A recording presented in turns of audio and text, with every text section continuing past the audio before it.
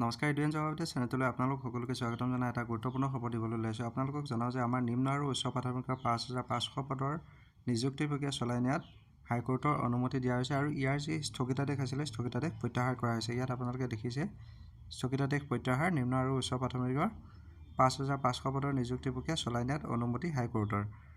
তাৰপিছত ইয়াত আপোনালোকে দেখিছে নিম্ন আৰু উচ্চ প্ৰাথমিকৰ ৫,৫০০টা পদৰ নিযুক্তি প্ৰক্ৰিয়া আৰম্ভ হোৱাৰ পথ পুনৰ প্ৰশস্ত হৈছে বুলি লিখা হৈছে।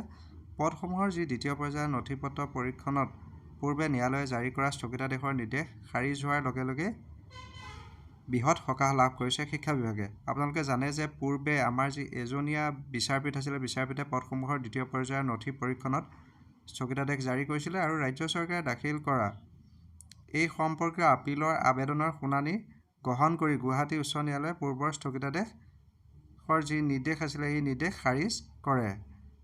উল্লেখযোগ্য যে একাংশ প্ৰাৰ্থীৰ যি আবেদনৰ শুনানি গ্ৰহণ কৰি গুৱাহাটী উচ্চ ন্যায়ালয়ে ৫,৫০০টা পদৰ নিযুক্তিৰ বাবে অনুষ্ঠিত কৰা দ্বিতীয় পৰ্যায়ৰ নথি পৰীক্ষণত যি স্থগিতাদেশ জাৰি কৰিছিলে এই জাৰি কৰা স্থগিতাদেশত এতিয়া কি হৈছে, আমাৰ হাইকোৰ্টৰ অনুমতি যিহেতু দিছে, ইয়াত ভেৰিফিকেশ্যনৰ বাবে যি অনুমতি আছে এই অনুমতি দিছে।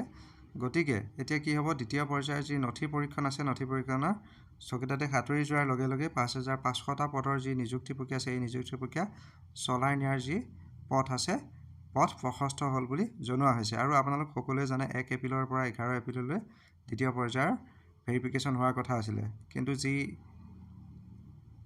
আদালতৰ যি স্থগিতাদেশ আছিলে স্থগিতাদেশৰ বাবে ইয়াৰ নিযুক্তি প্ৰক্ৰিয়াত জটিলতাৰ মাজত সোমাই পৰিছিলে। অৱশ্যে এতিয়া কি হৈছে, দ্বিতীয় পৰ্যায়ৰ যি নথি পৰীক্ষণৰ স্থগিতাদেশ আছিলে স্থগিতাদেশ আঁতৰি যোৱাৰ লগে লগে ৫,৫০০টা পদৰ নিযুক্তি প্ৰক্ৰিয়া চলাই যোৱাৰ পথ প্ৰশস্ত হ'ল বুলি জনোৱা হৈছে।